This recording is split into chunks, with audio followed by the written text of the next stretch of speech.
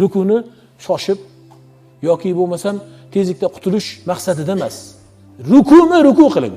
Alloh sizga buyurgandek, Alloh meni rukumni yaxshi ko'radi deb turing. Ruku qilganingizda mana shu turishligimni deng, rukuni hay'atini eslang. Shuni Alloh sevadi. Alloh meni shu rukumdan quvonadi deya shunaqangi bir xotirjamlikda turing. Subhan robbiyal azim, subhan robbiyal azim deya qayerga shoshyapsiz? Qayerga ketyapsiz? Demak, namozingiz Alloh uchun bo'lmayapti. Qo'rqing bundan. Agar namozi Alloh uchun bo'lgan inson shoshmaydi rukusida, faqihlar, fuqaholar aytganidek ruku hay'ati qanday bo'lsa, shunday qiladi. Tezlikda yiqilib olib, egilib olmaydi. Hali turishi bor. Tezlikda shoshib qiyomga turmaydi. Ohista Allohga bu so'zni aytayotganligini o'zi his qilib tursin. Garchi siz Allohni ko'rmasangiz-da, haqiqatda Allohni ko'rmasangiz-da, Alloh sizni ko'rib turuvchi degan e'tiqodda bo'lgan holatingizda rukuni qilishingiz kerak. Subhana robbiyal azim. Subhana robbiyal azim. Subhana robbiyal azim deb qo'ymang yana.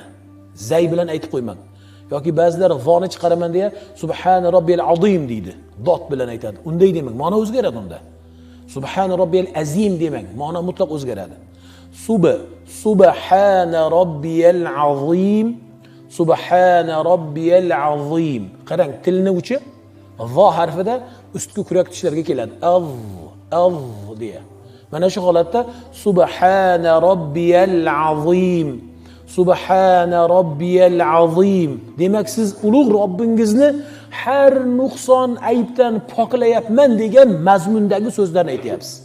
Subhana robbiyal azim derkansiz, azim Robbimni, ulug' Robbimni har nuqson aybdan men poklamoqdaman. Ey Robbim, butun nuqson aybdan, kamchilik, xato, nuqsondan men seni poklaguvchiman, men seni poklayman degan so'zni aytayotganligingizni biling-da, ana keyin rukularda huzur halovatingiz inshaalloh hosil bo'ladi.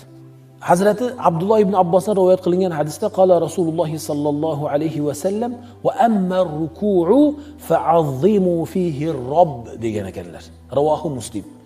Abdulloh ibn Abbos rivoyat qilyaptilar. Payg'ambar alayhisolatu vasallam aytayaptilarki, ammo rukuga kelsak deyaptilar. Rukuda Robbni, ya'ni Alloh taolani ulug'lang. Alloh taolani nima deya ulug'layapmiz? Butun nuqson, kamchilik, xatodan, butun kamchiliklardan, uni ayblardan pok deb uni ulug'layapmiz. Yoki subhan robbil azim deya vir aytib qo'yadigan so'z emas u. U Alloh taolani poklashlik uchun aytilayotgan so'z bo'lgandan keyin Alloh sizni eshitsin. So'zingizni Allohga eshitira oling. Alloh eshitib qabul qilsin-da, malaikalarga aytsinki, ana u falonchining so'zi menga yoqayapti. Ana u falonchi bandamni men so'zini eshityapman. Qaranglar, u qanday tajvidi bilan aytib, qanday talaffuzini chiroyli qilib, qanday ohangda aytayapti, qanday qalban aytayapti. So'zi bilan qalbi bir holda meni shunday poklayapti ayb va nuqsondan degan malaikalar bilan siz bilan malaikalarga faxrlansin. Mana shu darajada nima qilishimiz kerak? Aytishimiz kerak.